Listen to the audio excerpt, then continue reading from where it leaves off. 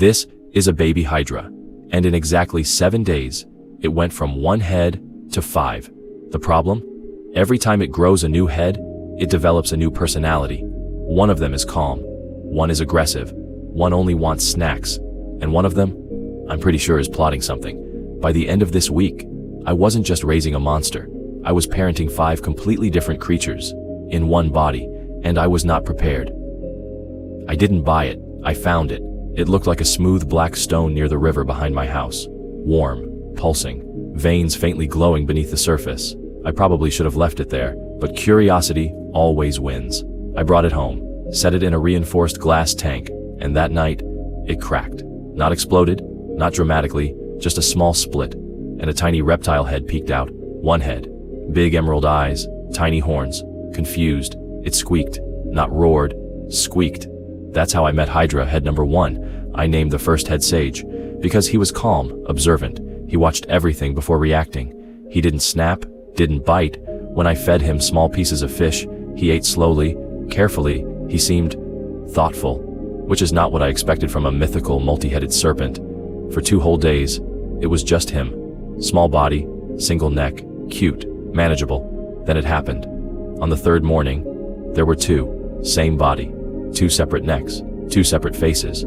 The new head immediately tried to bite me, no hesitation. Sharp, tiny teeth, aggressive. This one had darker scales and slightly red-tinted eyes. I named him Blaze. Sage looked annoyed. They hissed at each other.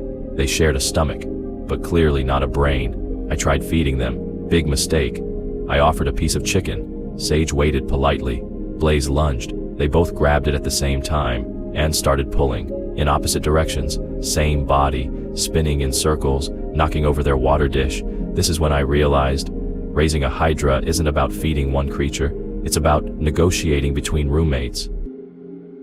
Day 4, 3 heads. The 3rd one emerged quietly, lighter scales, soft blue eyes, and instead of snapping at me, it tried licking water droplets off the glass. I named her Bubbles. She loves water. If I miss the enclosure, she closes her eyes and leans into it. Blaze hates it. Sage tolerates it. Bubbles demands it. Now I had the thinker, the fighter, the water enthusiast in one body. I thought maybe exercise would help them bond. I set up small obstacle ramps in the backyard. Sage analyzed the course. Blaze charged immediately. Bubbles got distracted by the garden hose. They tripped over themselves. Literally, 5 minutes in, they were tangled, hissing at each other, rolling down a small hill. A neighbor saw. I told him it was a rare lizard. He did not look convinced. I woke up at 2:43 a.m. to loud arguing. Actual arguing. 4 heads now. The 4th one had golden scales along the neck ridge, and it didn't hiss, it chirped. Fast, constantly. I named him Echo. Echo repeats sounds. If I cough, Echo coughs. If Blaze growls, Echo growls louder, which escalates everything. Now nighttime is noisy. I needed to understand their preferences, so I tested foods. Raw fish, Sage approved. Spicy chicken, Blaze loved it. Frozen berries, Bubbles surprisingly liked those. French fries, Echo became obsessed. Pizza, chaos. They all wanted it, but something interesting happened. They started learning. Instead of fighting, they took turns. Slowly, not perfectly, but progress. It happened during a thunderstorm. Lightning flashed, the tank vibrated, and suddenly, 5 heads. This one was different. Darker scales, sharper eyes, still, quiet. It didn't fight, it didn't chirp, it just watched. I named him Atlas. Atlas doesn't react, he calculates. When Blaze tries to lunge, Atlas pulls back. When Echo gets loud, Atlas nudges him quiet. He's not dominant, but he's stabilizing them. For the first time, they started moving in sync.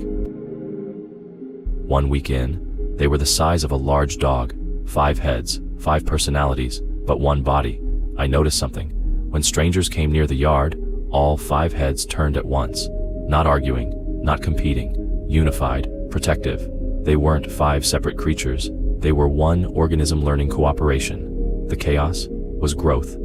I left the enclosure gate open, on purpose. I needed to know. If they wanted to leave, they could. The forest behind my house is dense. Perfect habitat. They stepped out, walked toward the tree line, paused. All 5 heads looked at me. Then slowly, they turned around and walked back. Not because they were trapped, because they chose to stay. That's when I realized something.